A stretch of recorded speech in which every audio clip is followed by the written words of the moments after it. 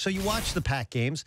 What, by your estimation, has changed with Aaron Rodgers? Is it Rodgers that's changed? Has the play calling changed? Has the protection changed? Because, look, here's a guy that we see now playing the position as well as anybody we've ever seen play it, and yet he wasn't playing at this level to start the year. What's changed? You know what, Doug? I follow the Packers. I do a local radio show on a weekly basis, and injuries. You know, when I look back at the Packers' last 4 seasons, it's always been injuries. And this year, it was no different. You start off losing Eddie Lacy. Then you lose his backup, James Starks.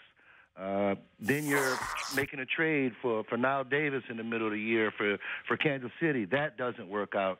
Then there becomes Ty Montgomery, a guy that was inserted, looking forward to the opportunity, and turned out to be just what the Packers needed in this instance. And then they're able to go out and get Christian Michael as a reserve backup as well. So overcoming injuries, this team has overcome injuries as better as any team in the league. And now you look at Jordy Nelson being injured last week, having to go on the road in a huge game against Dallas, and now you're relying on young guys like Geronimo Allison, Randall Cobb, and it just shows. You get a new guy that just shows up. I've been waiting for him to come around all year, and over the last 6 weeks, I've watched Jared Cook become more of a factor in this offense, and that's what they're going to need if they're going to go all the way with this thing, is contributions from everybody across the board.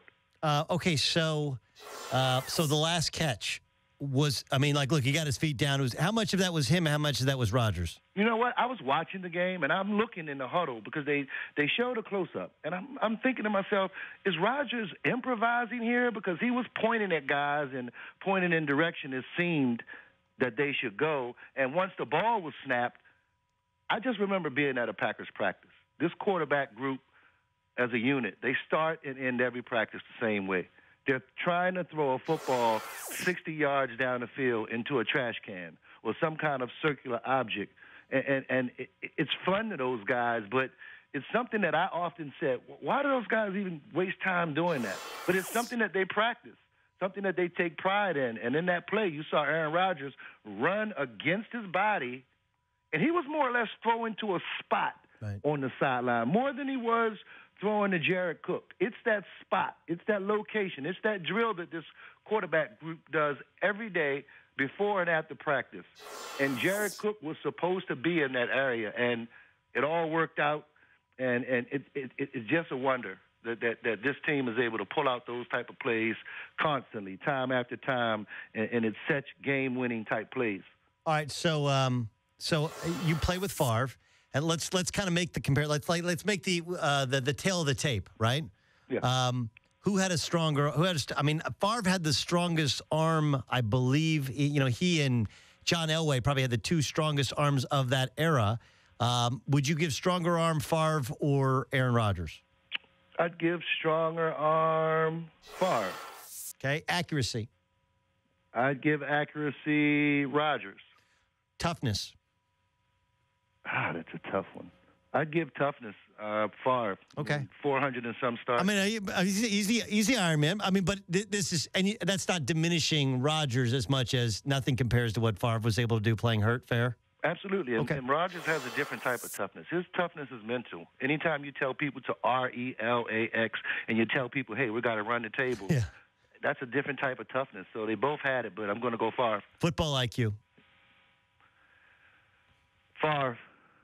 Really? Leadership. Favre. Yeah.